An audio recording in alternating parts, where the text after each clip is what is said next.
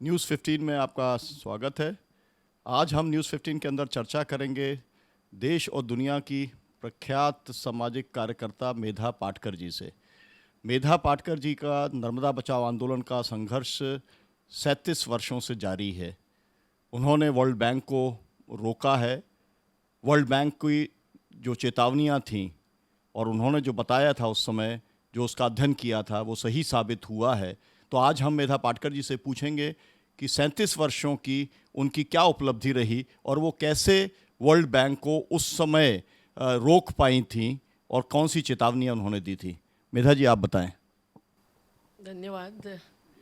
जो भी हुआ है 37 साल से, वो मेरे अकेले व्यक्तिगत योगदान की बात नहीं है। ये सामूहिक नेतृत्व भी रहा है और बहुत सारे कार्यकर्ता जो न केवल बाहर से पढ़े लिखे जो आए थे वो, लेकिन हमारे गांव-गांव के जनप्रतिनिधि, सही अर्थ से आदिवासियों के, किसानों के, मजदूरों के, मछुआरों के, पशुपालकों के, ये सभी ने योगदान दिया है।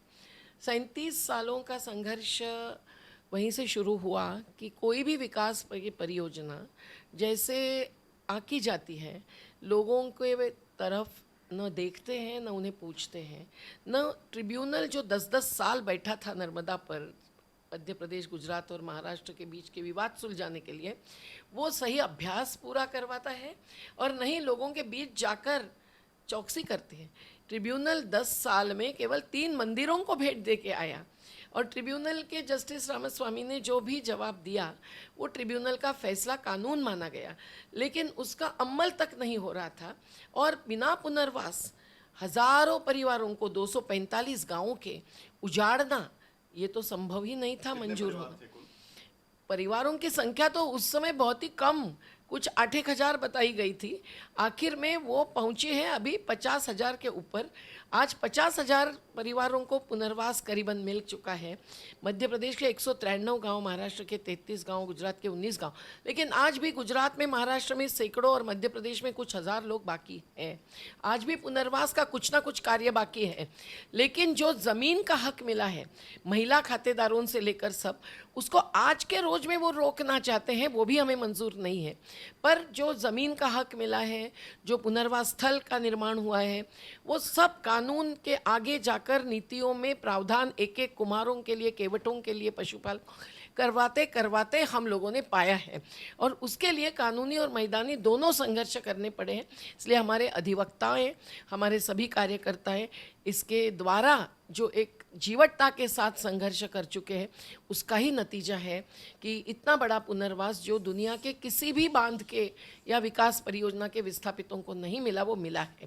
मैं आपसे विशेष तौर पर ये वर्ल्ड बैंक के बारे में जानना चाहता हूँ, क्योंकि वर्ल्ड बैंक को रोका और वो अपने आप में बहुत बड़ी बात थी। उन्होंने अध्ययन किया, तो उस समय था क्या वो पूरा, आप थोड़ा सा बताएं। देखिए, वर्ल्ड बैंक ने खुद ही निर्णय लिया, लेकिन विश्व बैंक ने तब टोटल बजट जो था सरदार सरोवर का 4,200 करोड़, उसका केवल 5% फंड देना तय किया था। लेकिन तय किस आधार पर किया? उनके अपने मैनुअल्स का पालन नहीं किया। और जो भारत जैसे बोरोअर कंट्री जिसको कहते हैं, जो लेते हैं फंड, कर्जे के रूप में देते हैं, सॉफ्ट लोन होता है, हार्ड लोन होता है, अलग अलग ब्याज दर का, लेकिन उसको लेने वाले देश के कानून नहीं माने जाते हैं, नहीं पाले जाते हैं। ये नीति नियम बना के रखा है आज भी दुनिया में कि विश्व बैंक का पैसा जिस प्रोजेक्ट में जाएगा, उस प्रोजेक्ट में उस देश के कानूनों का पालन करने की बंदिश नहीं रहेगी। तो ये तो हमें नामंजूर था। और तब विश्व बैंक के वो अलग अलग स्तर से जब हमने सवाल किया, तो फिर आखिर यूएस कांग्रेस की एक कमेटी ने हमारी सुनवाई की। पहली बार ऐसा हुआ कि 60 गवाह उसमें बैठे थे, हमारे फ़ोटोज़ दीवार पर लगे थे। और जो जिम शॉयर नाम के न्यूयॉर्क के कांग्रेसमैन थे, उन्होंने 40 मिनट सुना। 8 मिनट पहले दिया था, तब मैंने कहा था कि मैं तो सभा त्याग करूंगी अगर मुझे रोका गया तो। लेकिन मेरे साथ पूना के विजय परांजपे और गिरीश पटेल जी भी थे, गुजरात के। लेकिन उसके बाद भी जब कॉनेबल को पत्र लिखकर उस जिम शॉयर जी ने कहा, तो अब कॉनेबल जो प्रेसिडेंट थे वर्ल्ड बैंक के, उन्होंने आखिर में एक मोर्स कमेटी स्थापन की, एक इंडिपेंडेंट इंटरनेशनल पैनल जिसमें कनाडा के जज थे, ये यूएनडीपी के वाइस प्रेसिडेंट थे, एक एंथ्रोपोलॉजिस्ट थे और एक इकोलॉजिस्ट पर्यावरणवादी अमेरिका के थे। और इन्होंने जो अपना क्लासिकल रिपोर्ट दिया है उसमें उन्होंने कहा कि ये बांध में लाभ हानि आके नहीं गई है, पर्यावरणीय असरों का अध्ययन नहीं हुआ है, और जो अगर ये बांध पूरा होगा तो अवैध असमर्थनीय मार्ग से ही पूरा हो सकता है। तो ये जब सामने आया तब तो भारत ने इस बांध को रोकना चाहिए था, लेकिन उन्होंने नहीं रोका।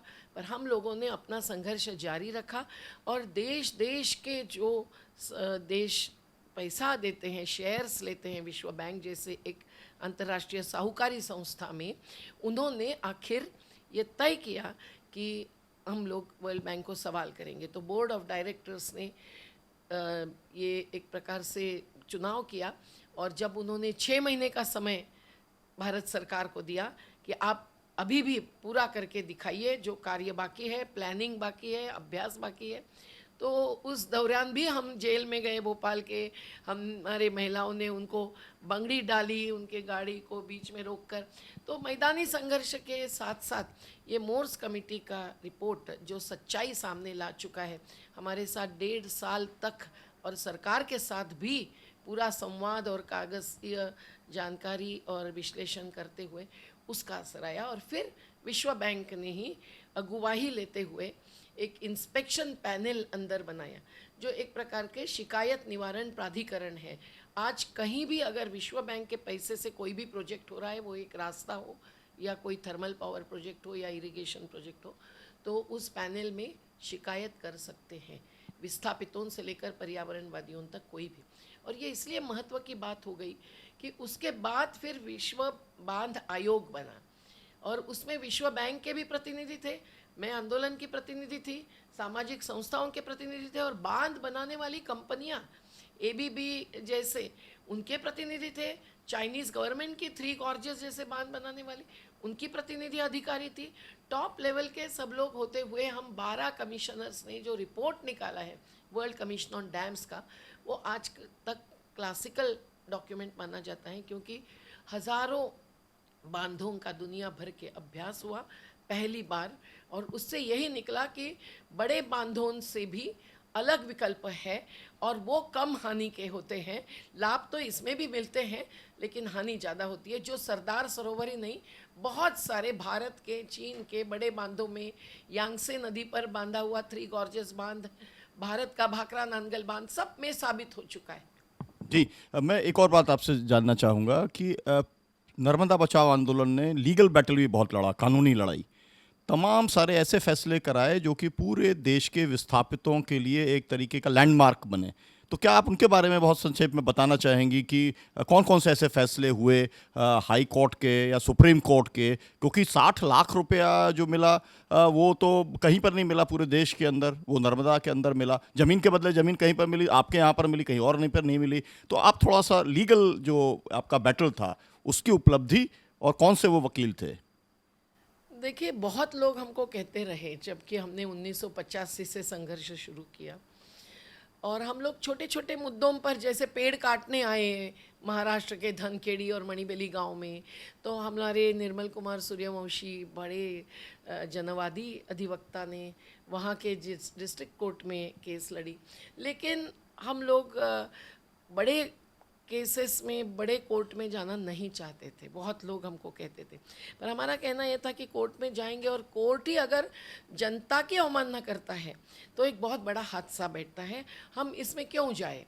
हम लोग जो सवाल उठा रहे हैं, आपको पता है कि चंपारण सत्याग्रह में महात्मा जी ने भी यही कहा था, और भगत सिंह ने भी उनके फांसी की सज़ा को लेकर अपने पिता को यही कहा था, और कोर्ट में जाना नहीं चाहते थे। जो राजनीतिक मुद्दे हैं, जो आर्थिक मुद्दे, जो सामाजिक मुद्दे हैं, उसमें शासन और समाज दोनों के सामने हमारे सवाल, हमारे जवाब प्रस्तुत करना हम चाहते थे। आखिर में 1993 से जब डूब आती गई तो 1994 में हम कोर्ट में गए और हमने अर्थात ये मोर्स कमेटी का रिपोर्ट भी पेश किया। कई सारे सांसद, विधायक, कई सारे मान्यवरों के जन सुनवाई पैनल रिपोर्ट्स हो गए, वो अंतर्राष्ट्रीय लोग भी थे, राष्ट्रीय भी थे। हमने इस प्रकार से पूरे मुद्दे सामने रखते हुए न केवल शासकीय संस्थानों के अधिकारियों के, मंत्रियों के, प्रधानमंत्री भी, नरेंद्र मोदी जी छोड़कर हर प्रधानमंत्री के सामने हमारी प्रस्तुति हुई। वीपी सिंह जैसे ने तो सबसे ज़्यादा सुनवाई की, लेकिन ये निश्चित कि उसके बावजूद हमको कोर्ट में जाना पड़ा। और हमने सोचा कि ट्रिब्यूनल का फैसला जब अंतर्राज्य नदियों के बीच के विवाद पर बनता है तो ट्रिब्यूनल का फैसला एक कानून का दर्जा रखता है, और उसका पालन अगर ये नहीं करते हैं, ज़मीन के साथ पुनर्वास का हो, पर्यावरणीय असरों को रोकना, कम करना और उसकी क्षतिपूर्ति का हो, तो हम लोगों को ज़रूरी है दस्तक देना कोर्ट पर। तो हम लोग हाई कोर्ट और सुप्रीम कोर्ट दोनों में दस्तक देते रहे और हमको कई सारे फैसले मिलते भी गए। लेकिन जो 2000 का फैसला आया सबसे बड़ा, आज वो बहुत जगह माना जाता है, पालन होता है। उसने ये ज़रूर बात कही कि पुनर्वास और पर्यावरण का काम पूरा हुए बिना बांध एक एक स्तर तक आगे नहीं बढ़ सकता है, लेकिन उन्होंने बांध को मंजूरी दे दी। लेकिन उसी फैसले में 2 न्यायाधीशों ने ये मंजूरी दी, जिसमें जस्टिस किरपाल थे जो गुजरात के चीफ जस्टिस रह चुके थे, जो कोका कोला कंपनी के एडवाइज़र रहे थे। लेकिन जस्टिस आनंद और किरपाल के इस जजमेंट के सामने माइनॉरिटी जिसको बोलते हैं, 2 विरुद्ध 1, तो एक न्यायाधीश जस्टिस भरूचा ने 6 साल तक पूरी सुनवाई की थी, जहां शांति भूषण जी जैसे भूतपूर्व लॉ मिनिस्टर और प्रशांत भूषण जी हमारे साथ खड़े थे। और उसमें उन्होंने साफ कहा था कि ये प्रोजेक्ट प्लान्ड ही नहीं है, इसका आयोजन ही पूरा नहीं है। पहले इंटरडिसिप्लिनरी पैनल बिठाइए, उससे पूरी जांच करवाइए और फिर कहिए, क्योंकि ये विकास है कि नहीं ये तय होना चाहिए। तो यही बात साबित हुई है कि पर्यावरणीय मुद्दों को शर्तों के रूप में ढालकर जो मंजूरी दी गई थी उनका आज भी परिपूर्ण पालन नहीं हुआ। हाँ, हमने लड़ झगड़ कर जो लिया